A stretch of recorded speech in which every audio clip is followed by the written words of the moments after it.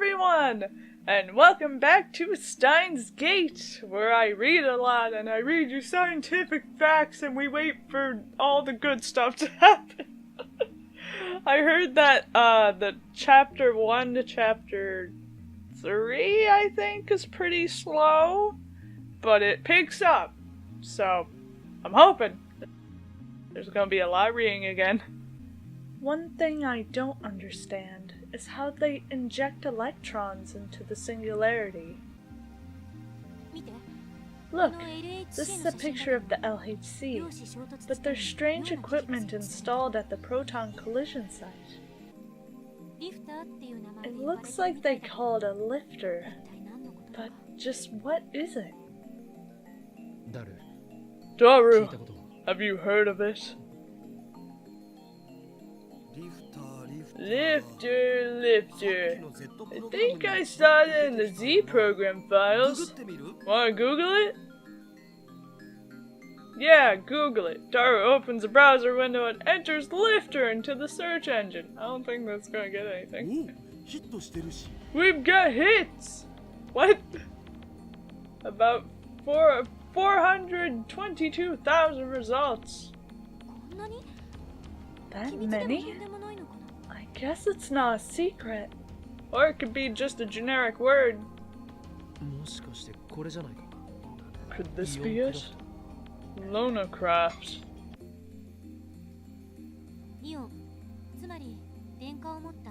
Loans are... Is that ions or loans? I think it's ions. Ions are charged particles. The meaning matches.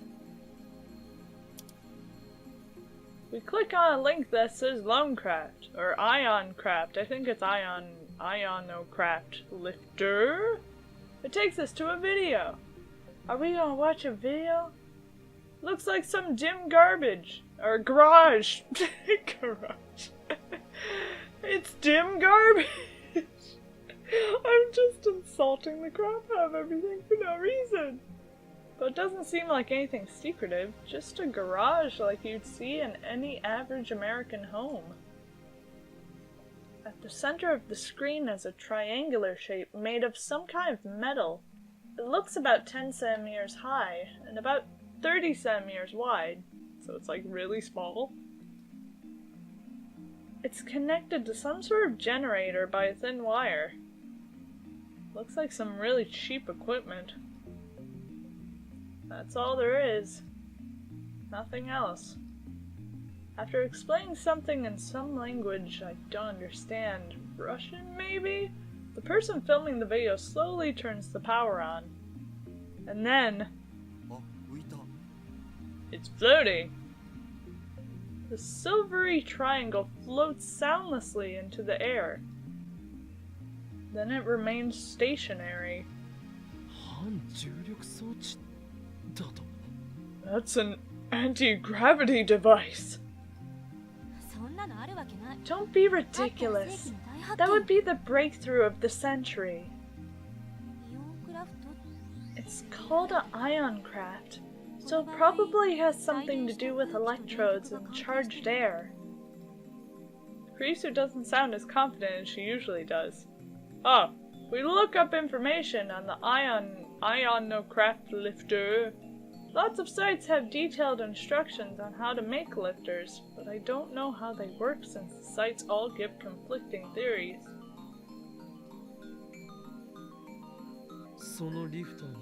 CERN is using this lifter technology. It's a vital component of their time machine. Whoa. If they can manipulate a micro-singularity's mass and gravitational fields, then these things really are anti-gravity devices. Well, under those exact conditions, I guess you might not be entirely wrong. Incredible! My curiosity is growing more by the second. But it looks like CERN's having trouble adjusting their lifter. They don't have full control over the micro-singularity's gravity, so they can't make a true naked singularity. That must be the reason why subjects turn into jellymen. Kurisu nods. Ooh. Since the singularity is still closed, the subject is crushed by its tremendous gravity. Oh, that's not good. As a result, substances become fractalized. Let's go with that hypothesis. Of course, there's no way to be sure it's right. It might take months to prove. Ooh. Kurisu shrugs her shoulders in resignation. So CERN's lifter is still incomplete. Teeter is telling the truth, then CERN won't complete their time machine for another 24 years. If we can complete the phone wave, name subject to change first, then we'll have outwitted CERN. Maybe you should ask Teeter how they made it. We don't have half the equipment or funding CERN does. What makes you think you can solve a problem that they can't? This isn't that simple. CERN still hasn't figured out how to set the subject's destination in time or space.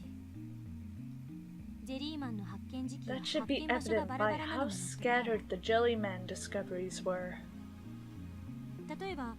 We don't even know if this is all of them.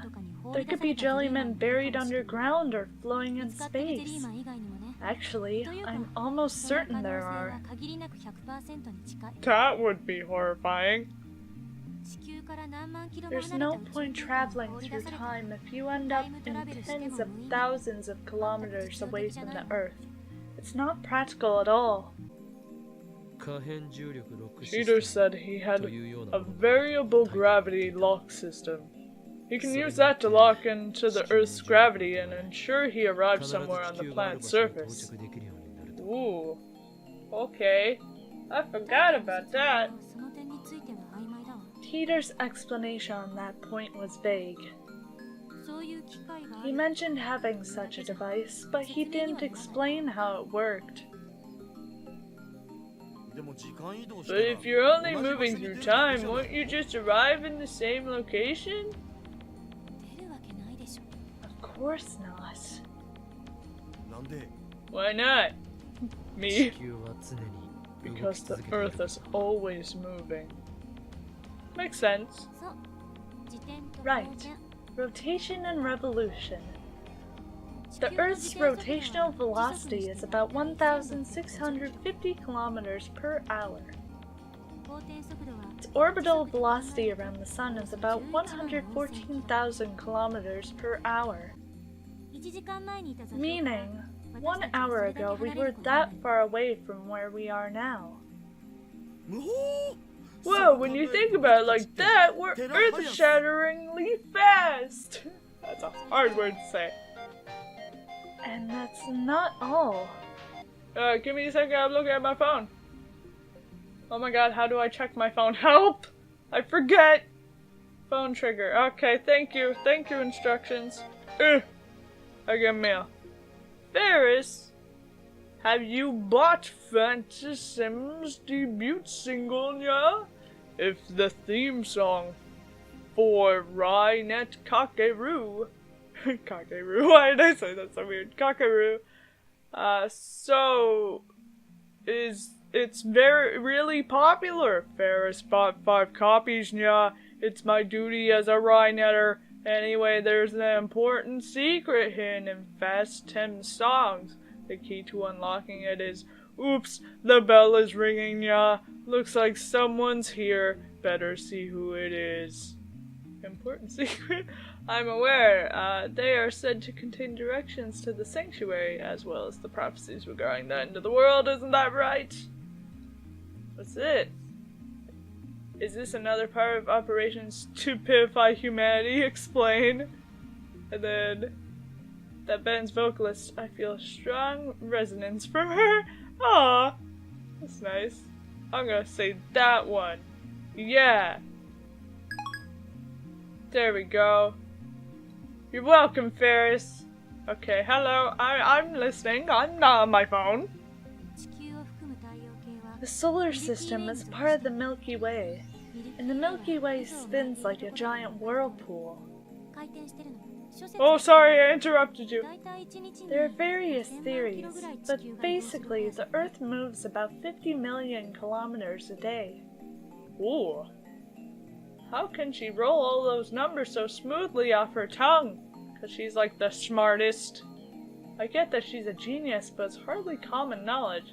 Has she been doing research on the topic? We've kinda gotten to a ludicrous scale. By the way, the Milky Way is a part of a large cluster of galaxies, which itself is part of an even larger supercluster. And these clusters and superclusters might be moving too. If that's the case, we're moving even more than 50 million kilometers a day. The point is that saying the destination would require insane calculations, even if you only want to travel 1 second into the past. Doing it by hand is impossible, and it might take years for a supercomputer to come up with a solution, just to get you to the same location. Then we have no choice. We need to find Teeter and borrow his variable gravity system. How are you going to find Teeter? What? Great idea! Go for it! I wonder how SERN is dealing with this problem. Oh.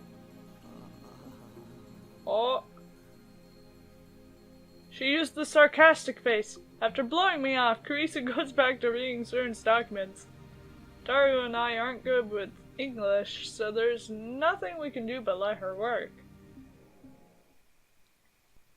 Oh. Dawn breaks. We stayed up all night again. Fighting drowsiness, I refill my mug with instant coffee. I've already lost count of how many I've had. Okay. Kurisu hands her mug to me without looking away from the computer. You want me to refill this? Okay. I guess she expects me to refill it. Yeah, do it. Do it.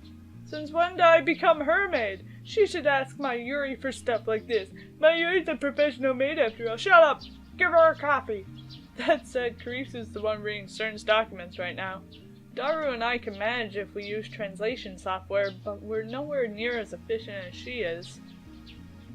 While it's not exactly what I had in mind when I said I wanted to borrow her knowledge, it just goes to show that I was right to make her a lab mem. I'm Rintaro. She's an asset to the lab, for now at least. I should try not to upset her. I silently take the mug from Kurisu, dump in the powdered coffee, and pour in hot water from the pot. 2 packets of sugar, no milk. Kurisu has already requested it the same way 5 times today. Oh, now you know! Now you know how to make her coffee.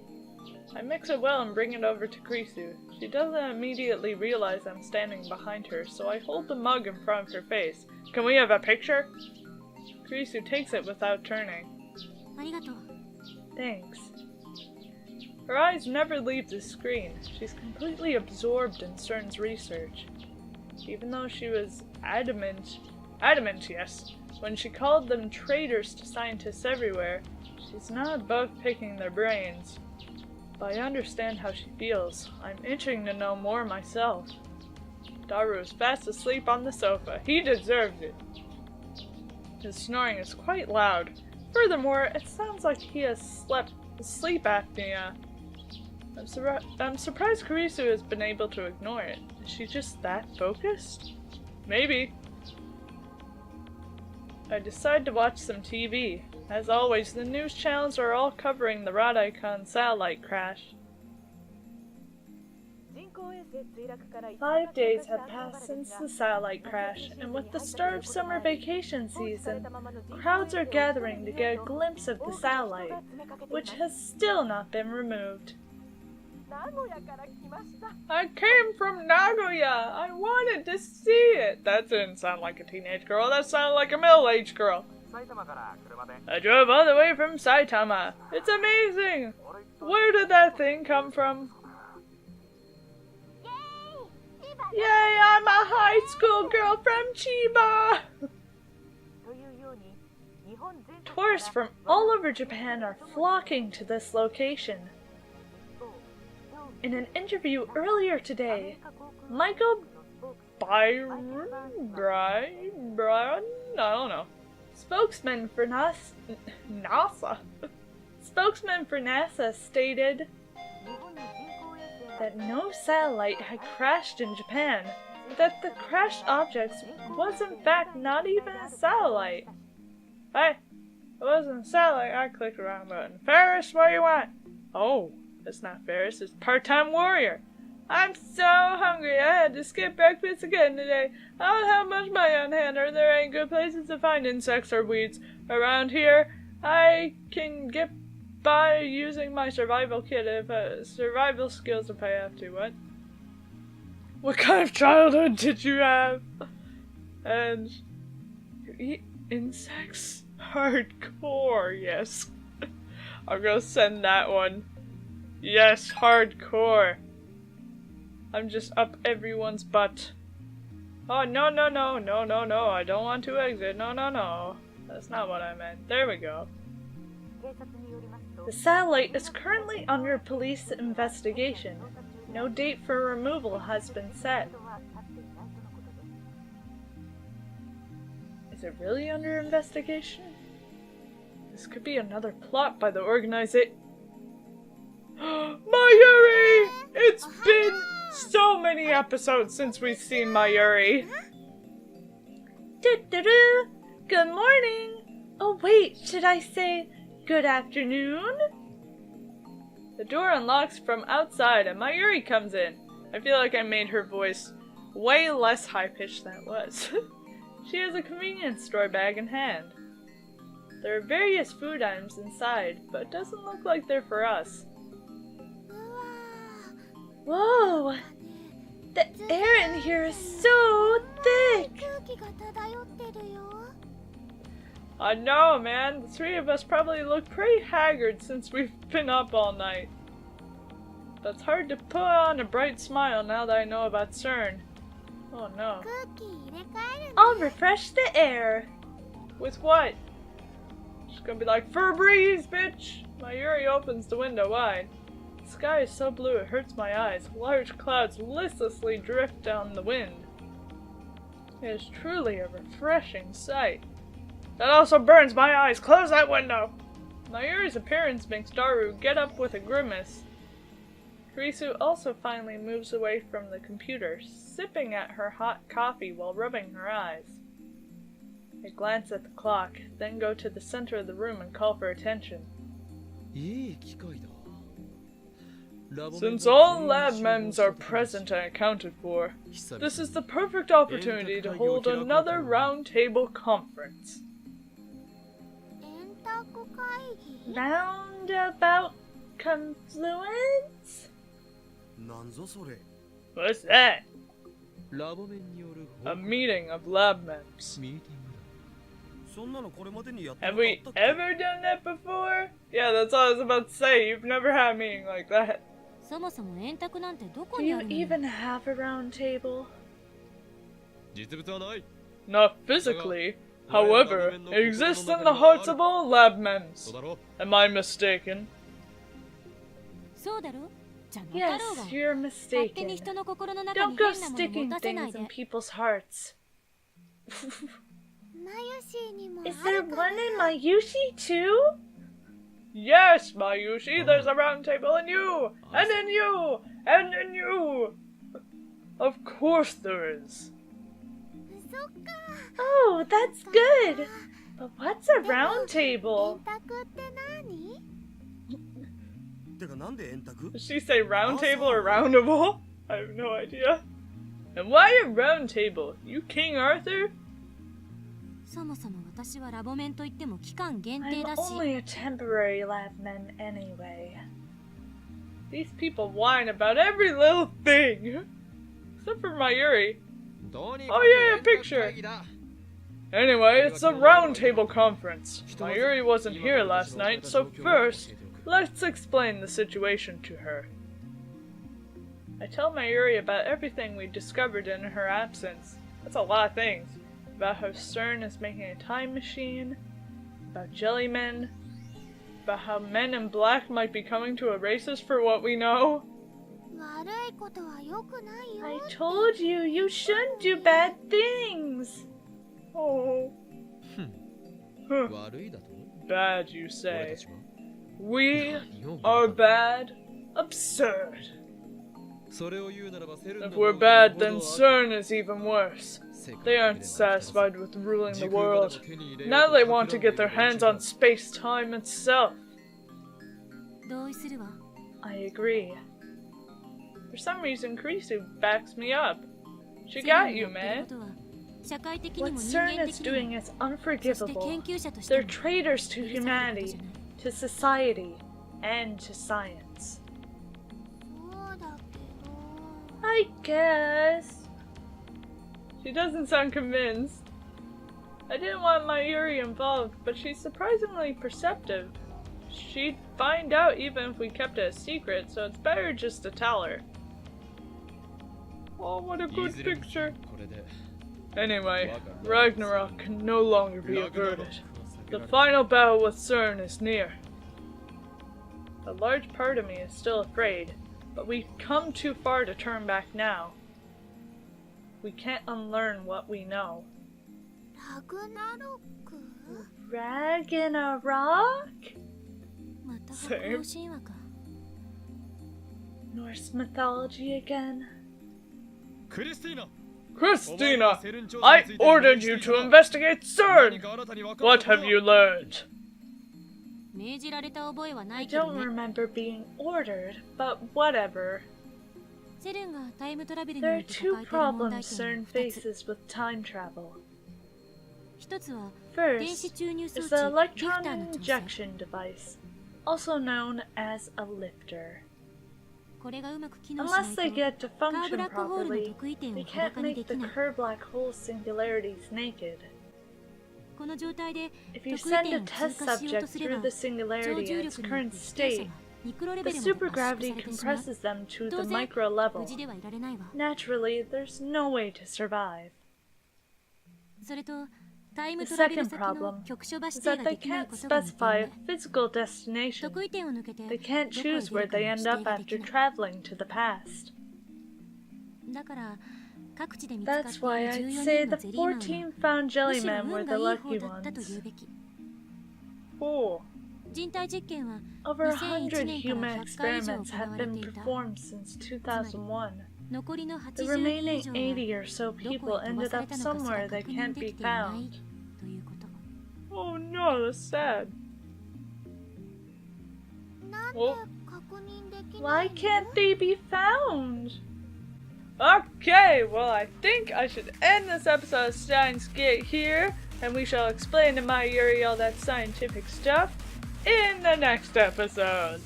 So thank you guys so much for watching. Like, comment, subscribe, do what you want. And stay tuned for the next episode of Steins Gate. Bye!